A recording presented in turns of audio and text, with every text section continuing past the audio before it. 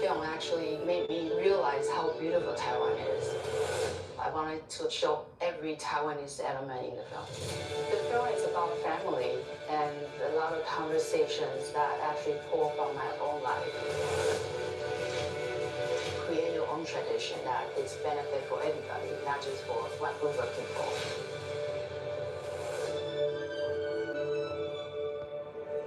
Rated R. That's what makes everything go to the next level. The NBA, the NFL, boxing, any sport where you could bet and feel confident that you can make your money, that's when it goes to a whole nother level.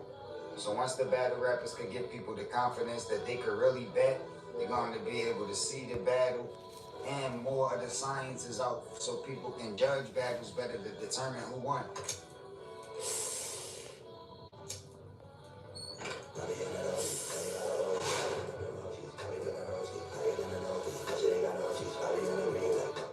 We're very excited and very happy here at Stage One Podcast.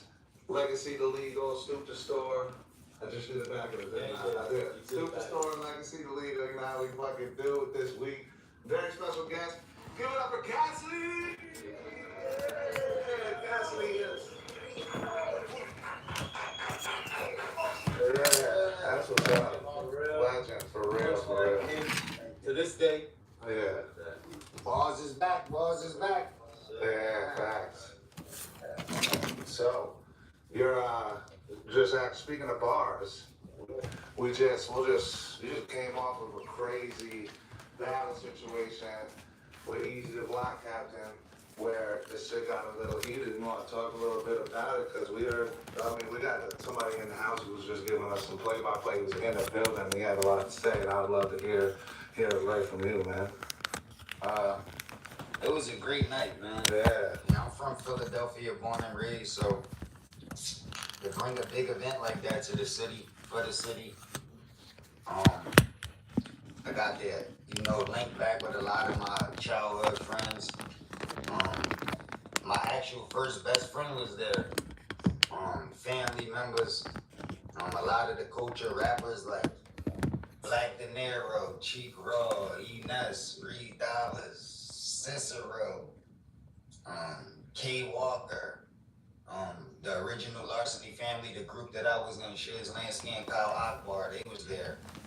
It was just like a lot of the city there, and to see like a big event revolved around battle rap. Usually you gotta go to a pop event or, you know what I mean, somebody that's in the industry to see that type of energy, but it was based around bars, battle rap, and there was foreigns outside. There was pretty women there. It was lines wrapped around the corner, and it was mayhem, so I was happy to be a part of that. That's awesome. I was just disappointed that we weren't able to finish, but I kind of knew from the promo that I was doing, the information that I was putting out on ball, I knew he wasn't going to be able to stand up to what was happening. And like he fell apart, ruined the battle, but it still was an event. It still was a movie. It was a legend. Is it true they banned Papoose from the event? Is that a fact? Yeah, well, they were saying it was in his contract, which was a lie, but there was a lot of people that he got issues with that he ain't want in the building. This was the first time we ever seen something like that. Like he even banned my homie Zan. She like a dope battle rapper female from Philadelphia. And he used to deal with her. They went through ups and downs. He even abused her. I put some pictures up on my Instagram where he even left bruises all on her face and her lip and her jaw. And she went through a lot dealing with him. So that's why they not on the best of terms, but she still wanted to come to the battle and show support. And he had the people not let her in. The Muslim Poppy, the guy that used to do security for him, he wouldn't let him in. Two battle rappers that was on his league, the Trenches, Muwap and Texago, he wouldn't let them in. So it was a lot of things that he was doing to just mess up the culture. I feel like he had cancer in the culture. And when you get a cancer, you don't want it to just continue to grow and kill you. You want to cut the cancer out. You want to get rid of it. And that's what the culture doing right now. And that's why you see everybody turning against him, because he affecting a lot of the culture. Yeah. Yeah. Yeah, that's a different thing. I've never heard of anything like that. Like people being, like specific people not being able to attend. That's kind of like censoring to some degree. You know what I mean? Maybe even censoring the crowd. Like maybe you don't want that crowd reaction, or like that's a. I don't think I've ever heard anything like that before. That's Me either. Even in like boxing where you actually get physical, I never heard about like the enemy of the boxer or the boxer that you about to fight next being banned or not being. I never heard of that. It's just bad for business. It's not good for. Takes a lot of logistics too. Like, Well, also people coming in, how the fuck, you know what I'm saying? You gotta catch the person, but the person while they're, you know what I mean? but also like that's bringing that energy to the battle too. You're like asking for that type of. Like when you start banning people and you start bringing that negative energy to the whole cipher, to the whole shit, you're just asking for it. It doesn't. Especially in competitive sports or like anything competitive. I could even see if it was like maybe like stand-up comedy. And I'm a stand-up comedian, I'm about to rock the house tonight, and there's a bunch of people that I know hate me, that's just coming to hate, and I don't want them in there. Then maybe you could have them banned then, but I don't even know about that, but I Nah, understand the heckler's gonna heckle, kick them It sounds out. like you just described it. yeah, because there's no real reason for them to be doing that in that situation. It comes with the territory. But if it's like a competitive thing, it's not like, yo, even if I'm home, I got home field advantage, and I'm the Sixers. It's not like I can't let the opposite team fans come to the game. Right. If that'll be weird, and that won't be. Yeah. It's like you stacking the deck, you know what I'm saying? Yeah. And it's like, didn't work. that's why in sports, teams do have home field advantage. He tried to act like he was from Philly, but everybody knew he wasn't. But I'm really from Philly. Yeah. So when we was there, you could tell who had the home field advantage. And it felt like me. But that's normal in sports, you know. Some teams have home field advantage. That's just how it works. But that don't mean the other team not supposed to go out there and try to win. Right. You can win an away game. Yeah, you can win an away game. If you just come in to rap, it shouldn't matter who's in the audience. Facts. You know what I mean? You should want to rap in front of people that hate on you, Exactly. especially in the battle circuit. Facts. And something else that I observed and the whole world observed is that, like, how did it feel to have Philly beside you the way they were? Like, we seen Freeway in the crowd, we seen Ness in the crowd, we seen all of these people in the crowd. Like, how did that feel, kind of bringing Philly together in that way, and like kind of having that support from your peers and people you got history with like that? Because for me as a fan, I love seeing you and Freeway standing next to each other. Yeah, sure. Like, that shit was ill to me. How did that feel? Yeah, me and Freeway super cool. Right. You know what I mean? So even though we had that legendary battle back in the day, that was so long ago, that since then we seen each other wild times, worked in the studio, did performances together. So we've been close since then. But you know, the world can't tell because it's based off of the battle and us being on opposite sides. But especially when we represent the city, we going to be on the same type of time. And Freeway know that I represent Philly, regardless if we battled or whatever. We was fighting for position in the city, and we ran into each other. I know people from his side, he know people from my side. We all seen each other, so we know that we are part of the city. So that's why them people was on my side. Not only just Free, Chris and me, all of them other people I named.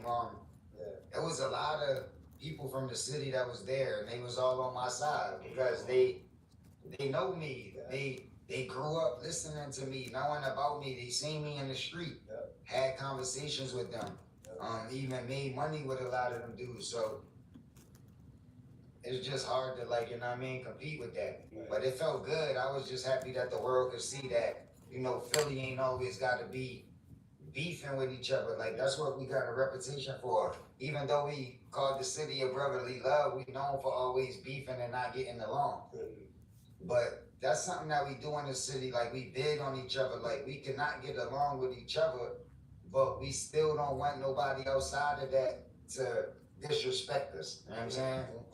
And I'm sure everybody can understand that. Like, you got a group of friends, y'all super close. Y'all might just say and do things to each other because y'all so close that nobody else could do, though. Like, nobody else could say this to me. Like, this is my best friend. He could say it, but you can't do that. Like, you know what I'm saying?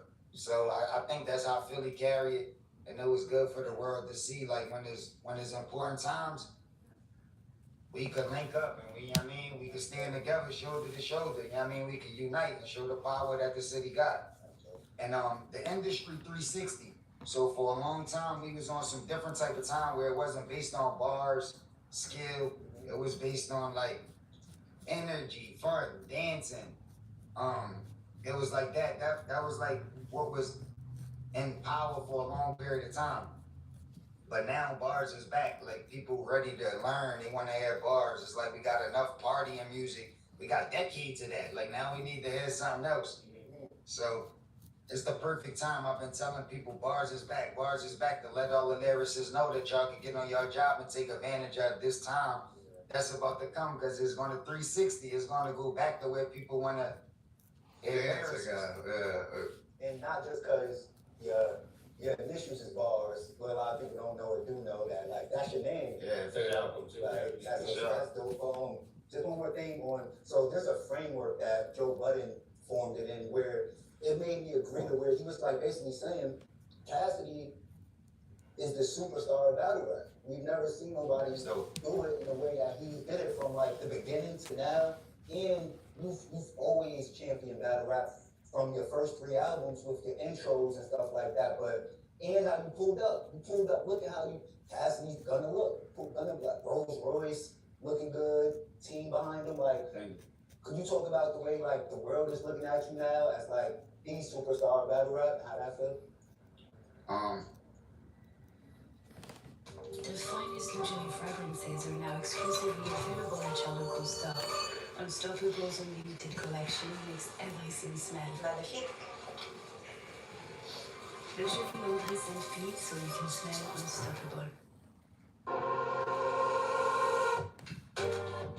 We help that client stay in business, and that client delivers life-saving drugs to millions of people around the world.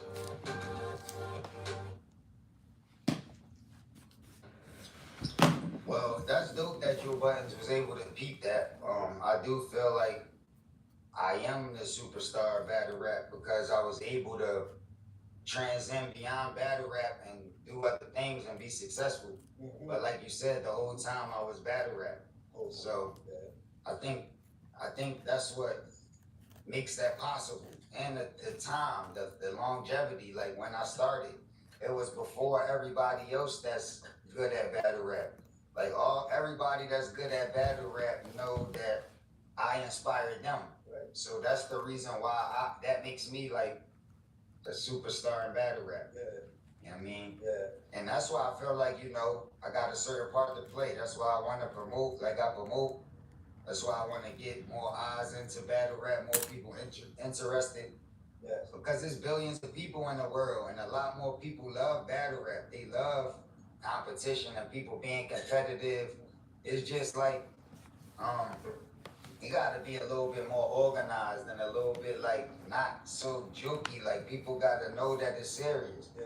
People gotta be willing to bet their money on battles and feel like somebody gonna win. That's what makes everything go to the next level. The NBA, the NFL, boxing, any sport where you could bet and feel confident that you can make your money, that's when it goes to a whole nother level. So once the battle rappers could give people the confidence that they could really bet, they're gonna be able to see the battle, and more of the science is out so people can judge battles better to determine who won. I was about to say, what do you think that looks like officiating for battle rap? Like, you think it's doable to do it in a fair way? Like, Yeah, I think sometimes, the same. like somebody say if it was fan voting online, like somebody with a more viral following could just win every battle. You know what I'm saying? So like, what's like have any frameworks for like how it would work? Yeah, it'd have to be the same way like when people was first playing basketball. There's no stats, no real rules. So who would be nice back then would be completely different than when stats came into the picture. And it's easier for other people to tell who's nice when stats came into the picture. You don't have to watch every game. You don't have to be like a super sports fan and know who's the best because of stats. And it tell you, he leads the league in scoring. He's the best. He makes the most 3-pointers. Like, I don't need to watch him every game to know that. They already tell me. So when I'm watching them now, I'm watching them like I'm watching the best shooter already because they told me that already. And that's the majority of people that watch stuff. They don't really be informed enough to know the information. They just want it to be told to them. You know what I'm saying? Yeah. And you gotta realize that that's the majority of people that's gonna watch battle rap. Of course, you got the people that you can't tell them nothing. They so informed. They know all the information. Like, they know everything. I know how he move, what he do. They can break down everything, but that's gonna be a limited amount of people. The majority of people just want to be entertained. And learning is not necessarily entertainment for everybody. Everybody don't really want to learn and study. They just want to have fun. So I want you to tell me, and I just can have my fun. That's a fire thought. I never heard that framework. Like, the predictions market. If you're able to, us as fans, bet on who's gonna win, like on a FanDuel or something like that, battle rap will go Crazy. 20 times, 100 times. It's true.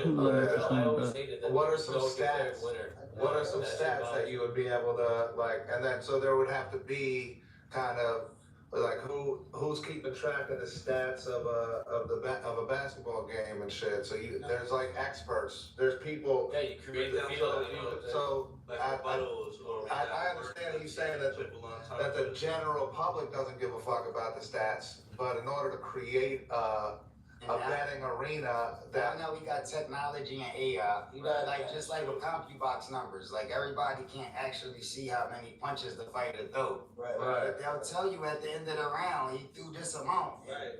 You be like, yeah, it seemed like it was like, you know what I mean? But you don't really know. You just add it up there. So maybe you can. It's gonna be rigged. Add how many syllables in the next Yeah, fucking. like syllables, how many right, syllables? syllables, right, but that's a skill. How much figurative language you using? Yeah, How accurate and true the information that you're using is. right. You know what I mean? These Like, are what the is stats. based off of?